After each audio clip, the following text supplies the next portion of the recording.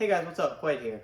So today I'm going to be doing a video of all the gear I have, just the car I'm currently running, the radio and stuff like that, and just kind of give you guys an in-depth look of what I'm going to be using for this 2020 season. And then of course I'll acquire more stuff on the way, but this is just what I have to start out with, so please stay tuned and here we go. What's up guys, now we're over here at the workbench, we can go in depth with all the gear I'm going to be using. First off, we're just going to start with the charger I'm going to be using.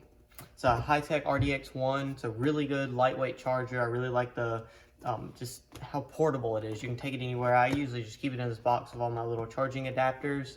It's not that big at all. It's a really good charger. It only does one at a time, but for what I need, it's more than enough. You can see here's my hand compared to it. It's awesome. I love it. It'll charge up to a 6S LiPo, and nickel metal, Life, every kind of battery you could think of.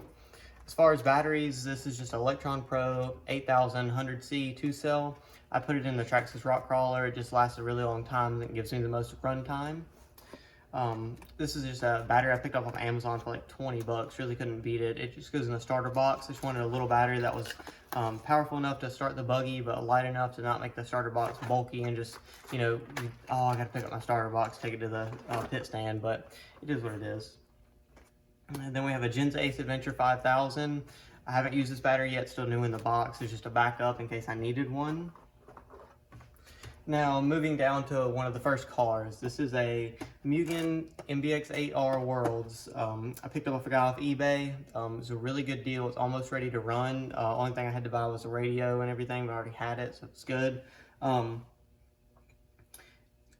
Really, the car was really set up. The guy just had it. It was great. I don't have any complaints of it. He was an awesome seller and all that stuff. It was used. So it does have some chassis wear, but I mean, that's normal. It's going to happen. I do plan to get a new chassis in the future. For right now, it works. It's able to do everything I need it to do. Car is basically stock, just has the carbon upgrades here and there. I'm going to get another carbon tower for the front. This one's kind of messed up, and I just like the way the carbon looked. This is the body it came with. It's really a good body. I like this scheme. It's got some honeycomb right here and everything. But I do plan to get another body in the future and painted by someone local to us that painted my bodies in the past. He's amazing at it, and just gonna put my scheme back on there so I can just have it personalized to my liking. As far as engine I'm gonna be running, we have the ProTech Samurai 321B. Overall, this motor has been great. I've had the car out just a couple times, but so far it's been amazing. The power, the fuel mileage, just everything. It's easy to tune. I have no complaints about this motor.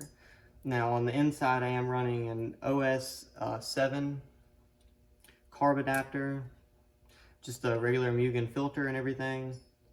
I have the 4-shoe clutch, 2 carbon, 2 aluminum. Seems to work very well. It's not that doesn't slip, not that laggy. It's just very responsive. I'm really liking this setup right now.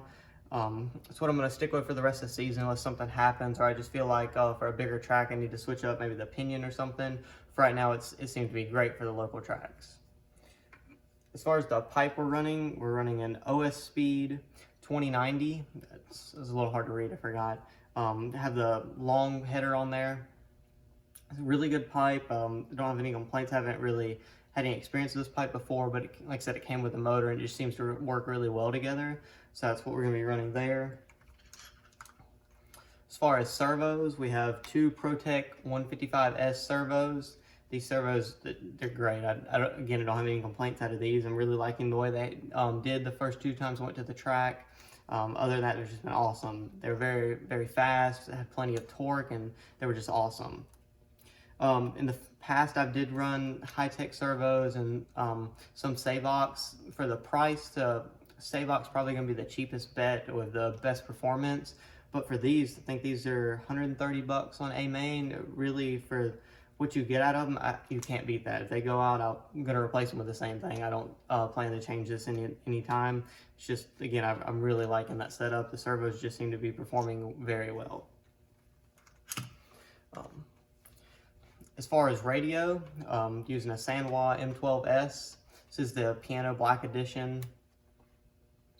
The radio is pretty good overall. I do like the way it feels in my hand. It's light, but it's not too light to where it feels cheap. It's like a ready-to-run radio would, and you just feel the weight of the battery. It does have some weight up front, but it's not front heavy. It's not back heavy. It seems to be very well balanced, and I do like it. One complaint I do have about the radio is the screen. You hold the radio like this while you're driving, but if you want to change anything, you have to change the screen to the side, which really isn't that big a deal. User interface is really easy to get along with. It's very self-explanatory. Try to find what you need. It's very simple, and I do like it. In the future, I probably will go back to a Futaba 4PX or maybe the 7PX. I did have a 4PX in the past. It was great. I have had Spectrum. There's a 3R Pro, DX3R Pro. It was okay radio. I had some lag with it. I'm not sure what the issue was there. I read some other people having the same thing. So I just kind of started away from that one with Futaba, and it was phenomenal. I really liked how it was almost like an iPhone on the interface. It was just really easy to use. This is very easy to use as well, but just as overall aesthetically, it looks newer, it's cooler, more tech. I like the Futaba better personally, but this is going to work for now until I can find a 4PX for used for a deal, or just go ahead and jump into a 7PX.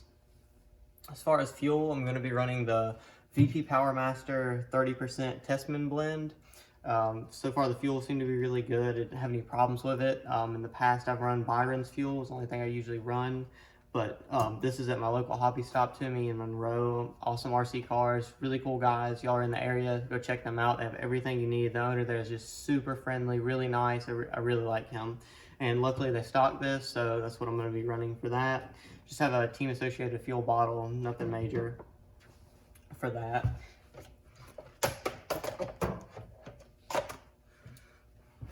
As far as starter box goes, we just have an OFNA starter box. It's going to be running a 4-cell battery, and it does have the 775 motors in it, which is really good. It has plenty of torque, and it's just awesome for what I'm using. It's very lightweight. It's not heavy, not bulky. It's just, it gets the job done. It's very good starter box. I do that. And last but not least, we have the Traxxas TRX4 rock crawler. I picked this up when I was getting back into the hobby. Just really saw a bunch of cool RC like scale stuff on YouTube and just Instagram, and really was feeling it and wanted to get back into it. So I picked this up. The reason I went with this versus the Axial or like the Red Cap 7 or whatever it is, was this one had the locking diffs and the 2-speed transmission. I just thought that was a really cool idea. It was just something that I thought it would be useful on the trails and on everything that you would do with a rock crawler. I am using just the standard Traxxas 24 gigahertz radio with it. Seems to be fine for now. I probably will switch it and get another receiver to use with my other radio, but then again I may not, because if I drop this while I'm in a creek or something crawling, it's not going to be a big deal other than dropping my radio that I use for everything else. The car is really stock, stock body on it. Go on the inside, everything else is stock as well. I haven't changed anything, still have stock tires on it. I played with it a few times of just trying to get focused on the RC racing platform right now, because this 2020 season is starting back up. Just want to try to get in that as much as I can, get all my practice in before the point series around here starts. But I will be probably doing some videos of this, just go to some local creeks and everything. It's just a cool time to relax and just have a good time. Well guys, that was my in-depth look of everything I'm going to be using for this 2020 season, as far as the car I'm going to be using and the radio and a little bit of the accessories. My collection's not that big right now, as I haven't been back in the hobby maybe even a month, so kind of getting back everything that I don't have anymore. I had some stuff but didn't have everything, so I'm glad to bring you guys along and show you. If there's anything else you want to see or any other videos you'd like me to do, just please let me know in the comments below, and thank you for watching. Please like, comment, and subscribe.